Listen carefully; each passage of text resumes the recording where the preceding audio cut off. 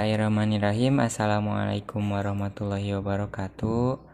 Perkenalkan, nama saya Ihsan Kamil. Saya mahasiswa dari UIN Sunan Gunung Jati Bandung, jurusan Manajemen Pendidikan Islam, semester 4 kelas B. Insya Allah pada kesempatan kali ini saya akan memaparkan materi manajemen saluran penanganan masalah siswa dari mata kuliah Manajemen Bimbingan Konseling. Manajemen saluran penanganan masalah siswa atau MSPS merupakan upaya untuk menangani siswa yang bermasalah, khususnya terkait dengan pelanggaran disiplin sekolah yang dapat dilakukan melalui dua pendekatan, yaitu satu pendekatan disiplin dan dua pendekatan bimbingan konseling.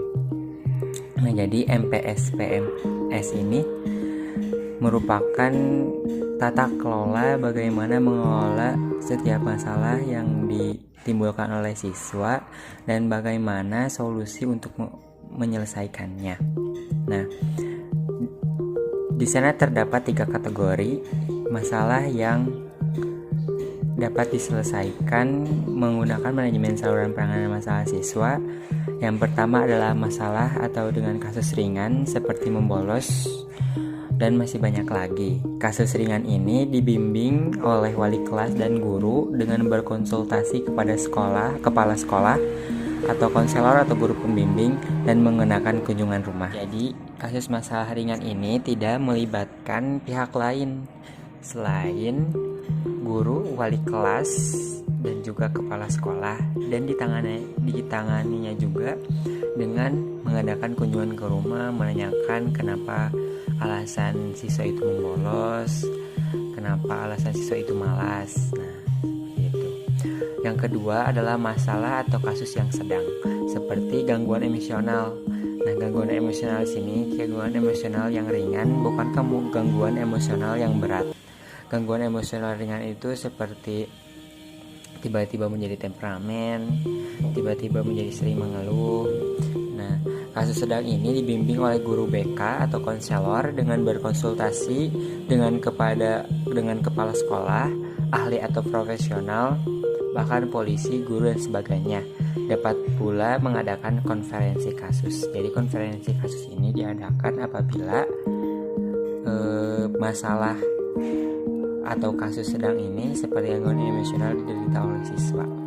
Jadi, konferensi kasus merupakan kegiatan pendukung atau pelengkap dalam bimbingan dan konseling untuk membahas permasalahan siswa dalam suatu pertemuan yang dihadiri oleh pihak-pihak yang dapat memberikan keterangan, kemudahan, dan komitmen bagi tertuntaskannya permasalahan siswa. Dan yang ketiga adalah masalah atau kasus berat seperti gangguan emosional berat, seperti depresi, anxiety, dan gangguan emosional yang berat-berat, gangguan jiwa gitu. Nah, seperti hamil di luar nikah akibat pergaulan bebas. Nah, kasus berat ini dilakukan referral atau ahli tangan kasus kepada ahli psikologi dan psikiater, dokter, polisi, ahli hukum yang sebelumnya terlebih dahulu dilakukan kegiatan konferensi kasus. Jadi sebelum diserahkan kepada pihak yang lebih ahli untuk menangani masalah atau kasus berat seperti ini, diadakan terlebih dahulu kegiatan konferensi kasus yang sebagaimana dibahas pada masalah kasus sedang seperti itu. Nah, di bagian terakhir terdapat suatu bagan. Nah, di sana ada keterangan bahwa siswa yang bermasalah diatasi dengan dua pendekatan. Ada pendekatan disiplin dan juga ada pendekatan BK.